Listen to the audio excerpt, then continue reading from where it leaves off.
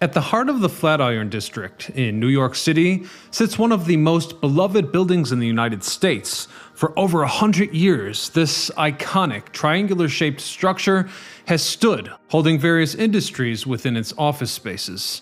But to my astonishment, the building has suffered from mass vacancies and may very well have outlived its usefulness, leading me to ask, will it go the way of the wrecking ball?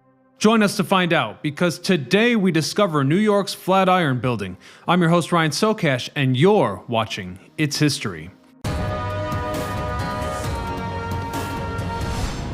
With 22 stories and 285 feet in height, the Flatiron Building has been declared a historic landmark and registered as a historic place both federally and by the state of New York. Within the Flatiron District itself, the building is surrounded by other iconic New York landmarks around each corner.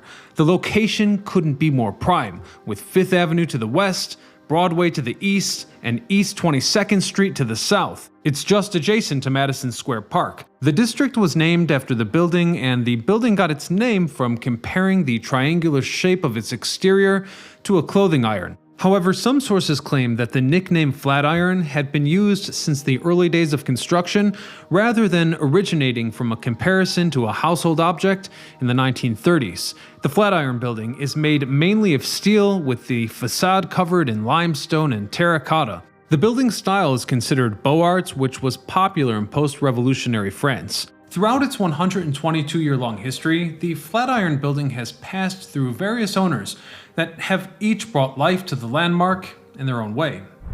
50 years before the Flatiron Building was even imagined, the Saint Germain Hotel was built in that same space.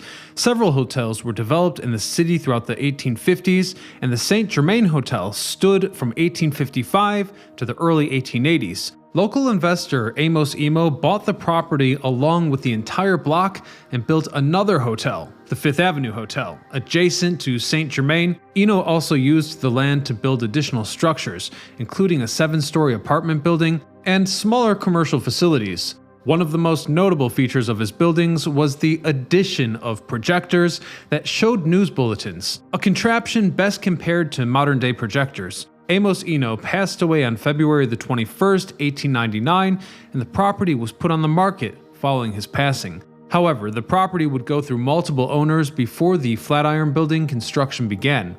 Many high-profile investors, including local government, were eager to buy the space that would one day become the Flatiron Building. The New York Assembly legislated $3 million to purchase the land. Unfortunately, this fell through, and it was later revealed that this campaign was part of a graft scheme led by Tammany Hall leader Richard Croker. A graft scheme involves using public funds for private personal gain. A newspaper exposed Croker's corrupt plan, and the Assembly was no longer in the running to buy the land. Without government involvement, the rights to the ground were sold at auction in April of 1899. William Eno, Amos's son, purchased the rights for $690,000. However, the younger Eno quickly resold the lot to Samuel and Mott Newhouse in May. The Newhouses paid just over $800,000 and planned to build a 12-story apartment and retail building, which they announced in November of 1900. These plans didn't come to fruition, and the land was once again sold to Cumberland Realty Company in March of 1901.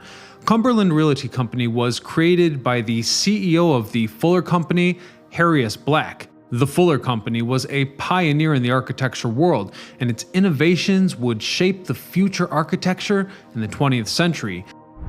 George A. Fuller dedicated his entire life to the world of architecture, starting his career working at his uncle's office in Worcester, Massachusetts.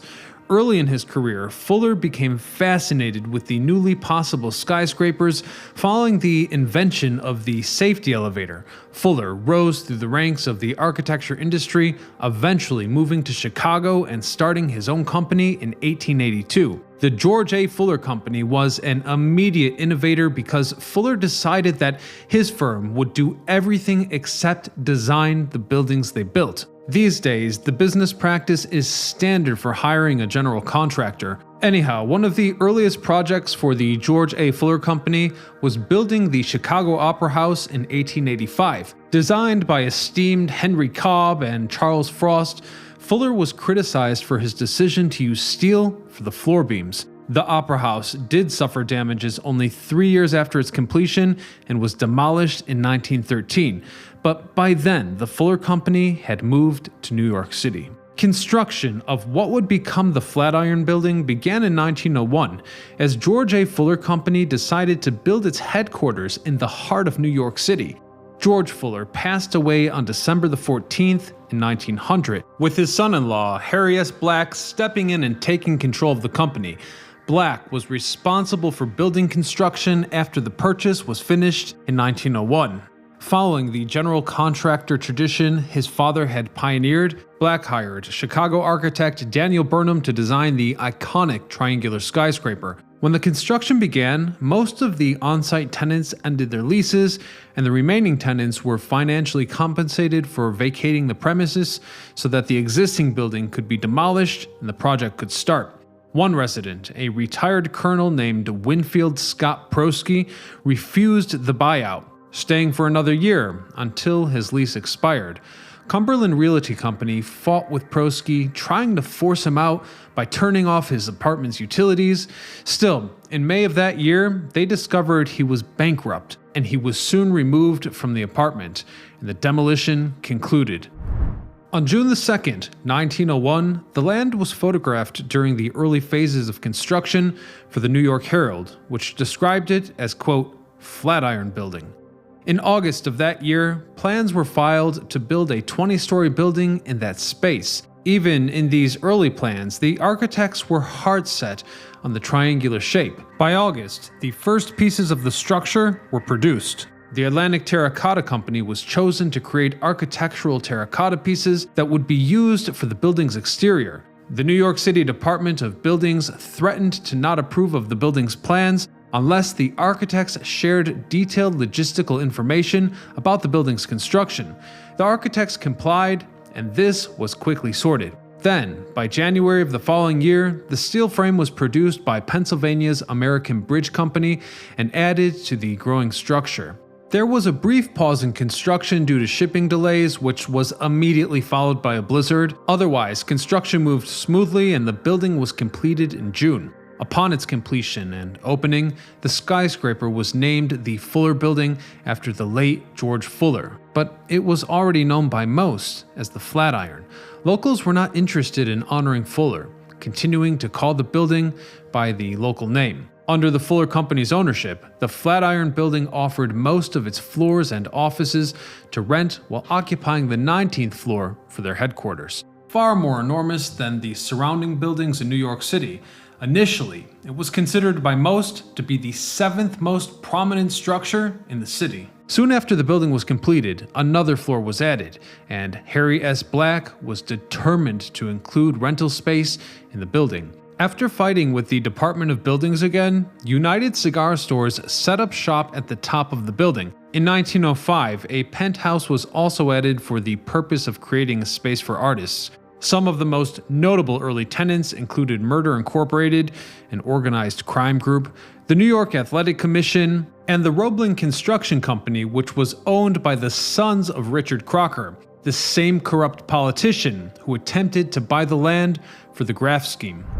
Tourists were immediately drawn to the Flatiron Building, with sightseeing buses stopping there. Despite the popularity with visitors, however, locals and the press were very critical of the building, often worrying that the Flatiron was contributing to wind turbulence. In 1903, the building was also blamed for the death of a bicyclist caused by wind pushing the bike into a car. By World War I, the Flatiron Building donated its space to the US Navy for recruitment, but this was in the United Cigar Store rather than anything directly associated with the Fuller Company. In March of 1925, the Fuller Company decided to sell the Flatiron Building to a syndicate owned by Louis Rosenbaum. Many businesses renting space in the building left, including the Fuller Company headquarters. By 1927, Walgreens occupied the retail space. In 1930, the building was officially renamed the Flatiron. As the Great Depression approached, the cost of maintaining the skyscraper became challenging to manage, and Rosenbaum quickly struggled to afford the building. Then things got worse. In March of 1933, Equitable Life Assurance Society sued the Flatiron Building because the owners had stopped paying their mortgages. Rosenbaum owed over $1 million in mortgage alone. On June the 30th of that year, Equitable paid just $100,000 at auction for the building, but they could have offered anything because they were the only party that bid. Equitable focused their efforts on maintenance repairs to the building, hoping to gain some new renters. In 1941, the building received a central overhaul, explicitly updating the lobby's elevators and partitions. These efforts worked, and the Flatiron Building became fully occupied in just a few years. However, Equitable decided to sell the building in October of 1945. It was purchased by Max Silverstein Syndicate and managed by Helmsley Spear. The following year, Flatiron Associates owned the majority of the company. In the 1950s, there was some minor construction, mainly for internal aesthetics. However, by the 1980s, the little adjustments that were made were long gone, and the Flatiron Building was in need of a significant renovation. And hence, improvements were made in 1991. The lobby was updated and a clothing store was built on the ground floor and opened in February of that same year. By the end of the 20th century, some of the firms renting offices in the building were publishers. For example, St. Martin's Press, renting since 1959, renewed its lease in 1993, expanding its office space when more minor occupants moved out. But in 1995, Flatiron Associates became unsatisfied with Helmsley Spear's management, claiming they overpaid for the building's utilities, mainly elevator services and cleaning.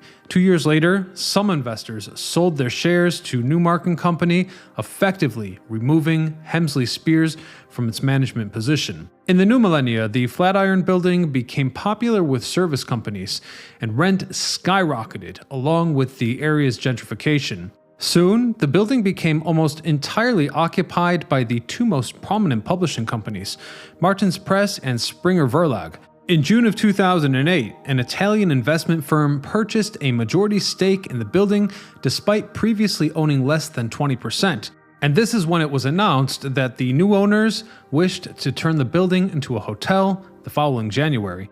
However, these plans were not feasible because one of the largest tenants, Macmillan, maintained their lease for the next 10 years.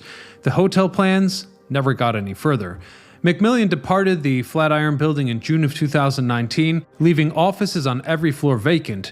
GFP Real Estate took over the plans to renovate the building, taking advantage of the empty space. By June of 2021, the building was completely vacant, and 4 out of 5 owners decided to sell their stakes because they could not agree to the renovations with the 5th owner. This was resolved, however, when a state judge permitted the 4 co-owners to buy out their colleague. Then, a New York Supreme Court judge ordered the owners to put the Flatiron Building up for public auction in March of 2023 because the co-owners failed to resolve their differences. Jacob Garlick won the auction for $190 million, but he failed to pay his down payment in time, and the building was offered to the second highest bidder, the building's previous owner, Jeffrey Gurl, but he refused the offer. The ethics of this auction have come into question because the participants did not have to provide a deposit beforehand. Others have also pointed out how Garlick was related to Nathan Silverstein, the co-owner. In a years-long dispute with the other co-owners, collusion was suspected, but Garlick and Silverstein claimed their relationship is distant. On May the 23rd, the second auction was held, and Garlick was absent, but a coalition of syndicates and previous owners won the bid and purchased the building for $161 million. Even so, the future remains very unclear. Today, the Flatiron Building remains in transition to its new owners. However, when the second auction was held in May of 2023, the city government wanted to use the facility to house migrants traveling from the Mexican border. Still, because the building had no working bathrooms, this concept was rejected outright. My point is that the Flatiron Building remains one of the most iconic pieces of American architecture and a focal point of New York City. Yet its future remains unclear, leading me to wonder, will New York's most famous building go the way of the Wrecking Ball? Hopefully its status as a landmark will protect it from that outcome, but let me know your thoughts in the comments section or over on Instagram. And until next time, I'm Ryan Sokash, signing off.